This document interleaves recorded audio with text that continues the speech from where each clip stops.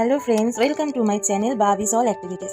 মায়েদের কাছে বাচ্চাই সব কিছু। একটা মায়ের কাছে বাচ্চাই তার জীবন, তার পৃথিবী।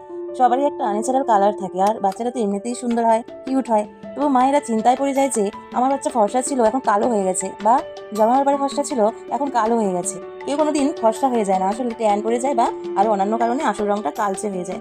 চলো দেখা যাক কী কী কারণে বাচ্চারা কালো হয়ে যায়। যেমন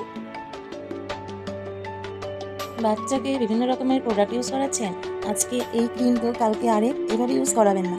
ওদের স্কিন অনেক নরম ও পাতলা হয়, তার ফলে সব কিছু তাড়াতাড়ি এফেক্ট করে।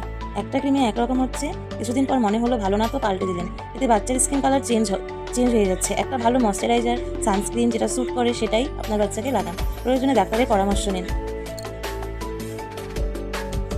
কয়েক মাস পর বাচ্চার গায়ের রং এমনিতেই পাল্টায়, কালচে মনে হয়, যেটা আমার ছেলের ক্ষেত্রেও হয়েছিল।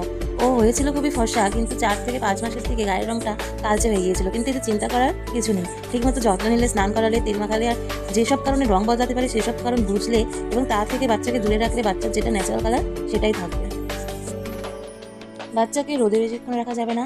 সকালে রোদটা গায়ে লাগানো ভালো, তবে সকাল 8টার পরে রোদে বাচ্চাকে রাখা যাবে না। বিশেষ করে গরমের দিনে সকালের রোদটা লাগাবেন, দুপুরের দিকে সারাদিন বাচ্চাকে রোদে বের করবেন না। রোদে গেলে সানস্ক্রিন অবশ্যই লাগাতে হবে।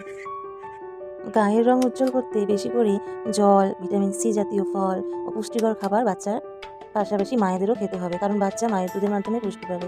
এছাড়াও বাচ্চার খাবারে যেমন ডাল, সবজি ইত্যাদিতে লেবুর রস মিশিয়েও খাওয়াতে পারেন। আপনার যদি মনে হয় যে বাচ্চাকে কালো লাগছে, ট্যান পড়েছে, তাহলে টমেটোর রস লাগাতে পারেন। এছাড়াও টক দইও লাগাতে পারেন, যা ট্যান দূর করতেও সাহায্য করবে, এসব বাচ্চার কোনো ক্ষতিও করবে না।